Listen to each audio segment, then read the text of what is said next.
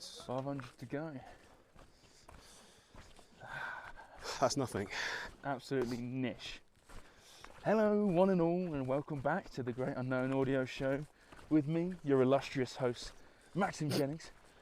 Alongside me, my long-term friend and travel companion, Mr. Nikolai Brown. Nick, how are we doing? Namaste. Namaste, indeed. We do apologise that this episode has taken so long for us to record. We are on day 4 of our trek up to the Annapurna base camp in Nepal, and what a first 3 days it's been. We've inclined some, how far have we done so far? 1,700 metres in altitude gain. In total over 17 miles, I believe. We've definitely done more than that though in elevation gain. Yeah. Like more like 3,000. But like in terms of where we started. Yeah. And you join us on our final ascent up to the base camp. We should hopefully get there in about 2 hours or so. So come along with us for the next half an hour or so. Maybe we do an extended version, or for as long as how flat it is. It's quite deep now, all it goes It's now. deep, yeah.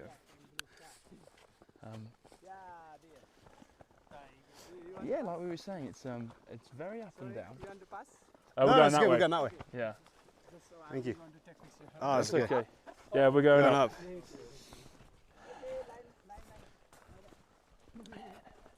And so, like I was saying, it's very up and down.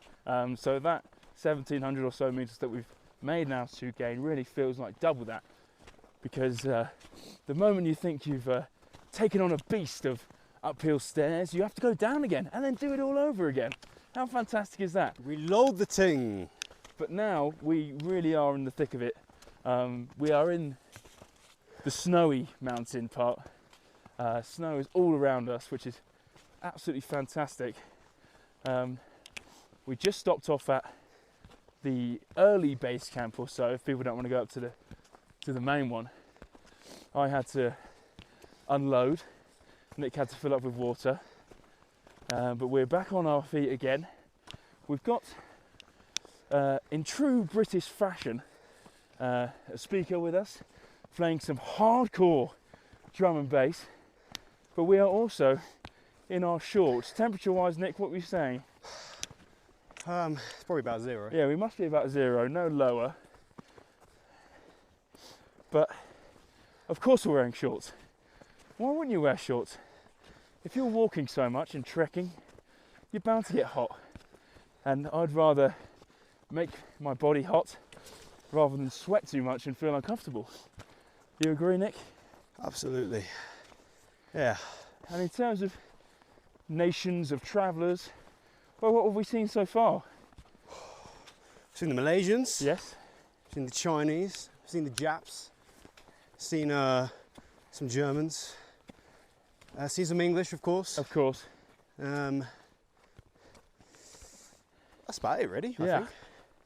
I think. This seems like a good place for East Asian holiday makers who like to be adventurous and go outdoors to exploit and do it at a very affordable price. In terms of Nepal itself, the landscape, it is absolutely gorgeous. It really feels... Whoa! Whoa! Tripped over the crampon!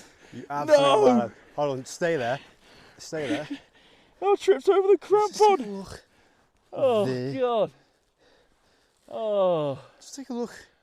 there. There. Well, I'll tell you what, folks. These crampons have got the rubbery exterior to them.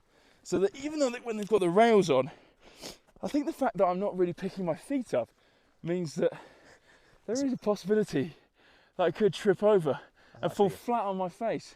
And that is exactly what I've done there. Thankfully, it's only Nick who's watching me, but I didn't really manage to catch myself. But I think the audio is still recording. My mic's still clipped on. Oh, God. I didn't expect that to happen on flat. Maybe on facing forward. I didn't see the whole thing. maybe on a uphill or downhill terrain, but that was really my own doing. I'm not sure if I've got these crampons on properly, but I think that's the first fall of the trek, yeah. if I'm correct. Thank Been a God few for the slips. snow being such a puffy pillow. If that was on rocks, that would have really hurt, but we get back up, we go again. Oh, goodness. Right, let's get past this part because I don't want to die from an avalanche. Nick's very conscious of the fact that there's a lot of snow that's settled in recent days and is on avalanche alert. I haven't told my mum this, but it's probably best for her to know now through this, because by the time this comes out, hopefully, if it does come out, we'll both still be alive. But 2 or 3 people a few days ago did die in an avalanche in this national park, and one of them was a guide. So it doesn't really matter who you are or how many times you've trekked through this glorious national park. Nature does not discriminate, so we always have to be on high alert, unlike I was there when I was tripping over my own feet. But yeah, Nick's very conscious of the fact that we're in the bottom of a valley with lots of snow either side of us. And it's spring, so it's all melting. Yeah, the sun has come out a few times, periodically I'd say. A lovely sunset last night that I managed to catch the back end of. Really glorious seeing that through just a minute scope of the valley in between 2 mountains. Something I'd never seen before. So Nick, in terms of difficulty so far, what would you rate it on a scale of 1 to 10? 7? Yeah. And in terms of the toll it's taken on your body, where has it hurt the most? I'll be really honest, my body's absolutely fine. Probably the nose, just like it's chipping away. You need to Vaseline it a bit in order for it to stay intact. Save my lips. Apart from that, we're all cushy. Oh, that's a humble approach once again from Mr. Brown.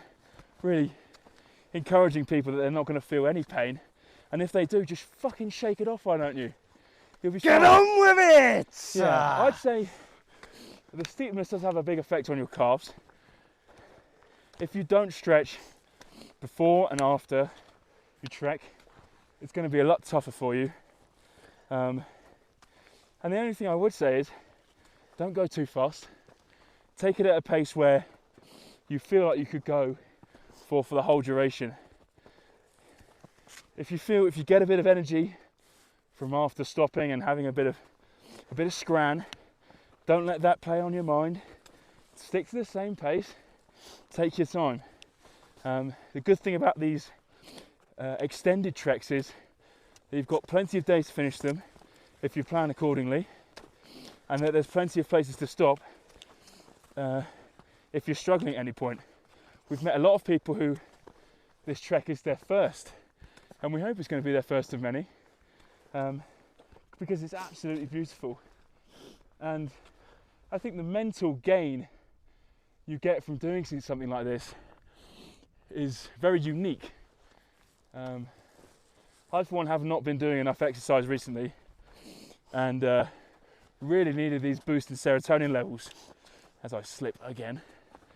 So this has been absolutely fantastic. Nick has, for the majority of the part, had no music on, no motivation but his own thoughts. I have been slowly but surely making my way through the complete recordings of the Lord of the Rings trilogy, courtesy of Howard Shaw, which have been absolutely fantastic and very suitable to the environment.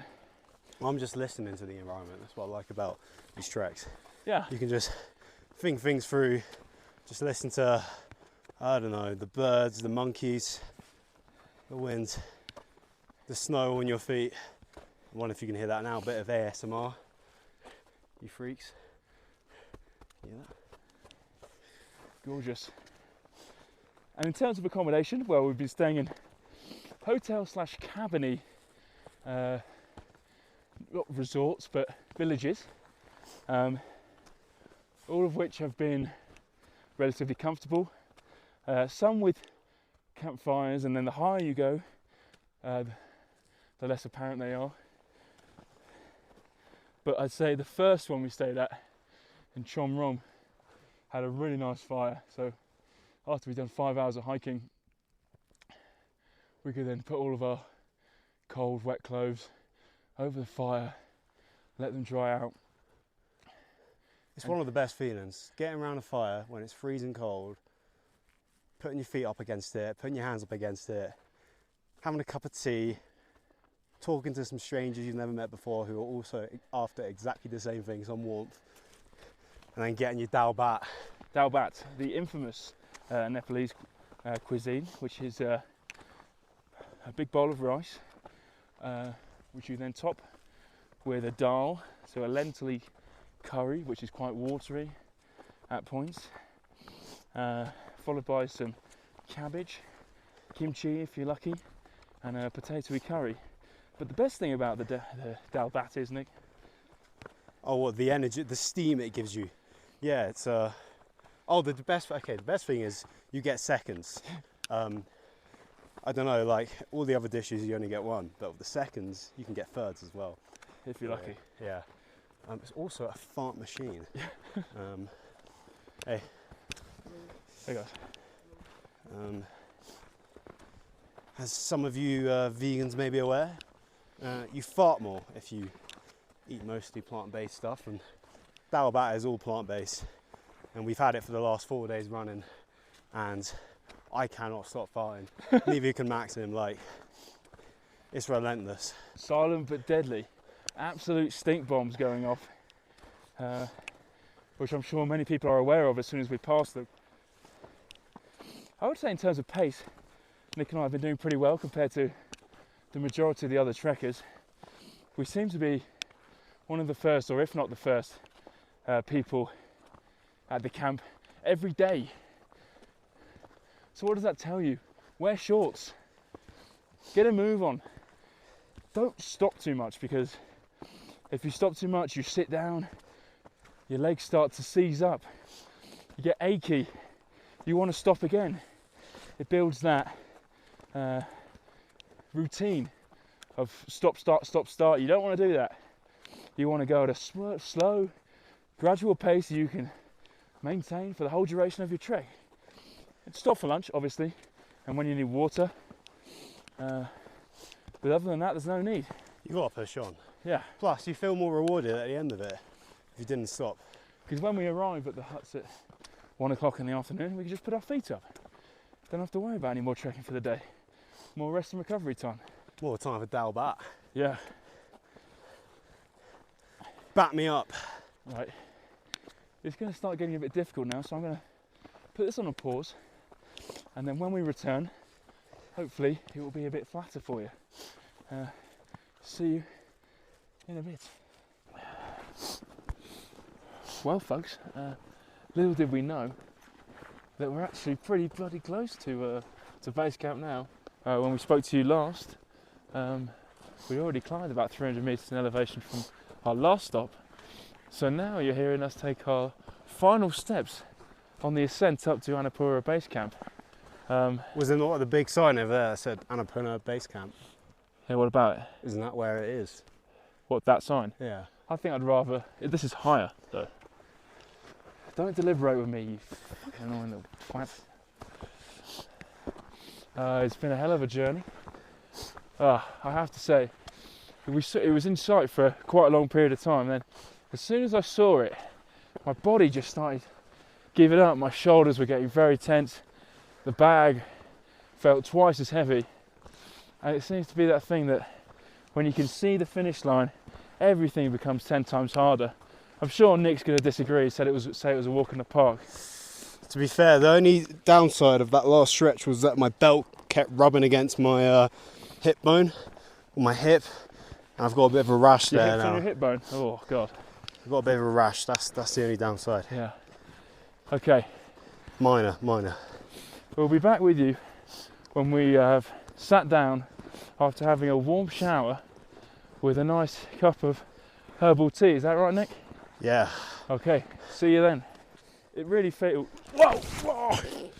Tripped over the crampon! You absolute lad. Hold on, stay there. I tripped over the crampon! Oh, God.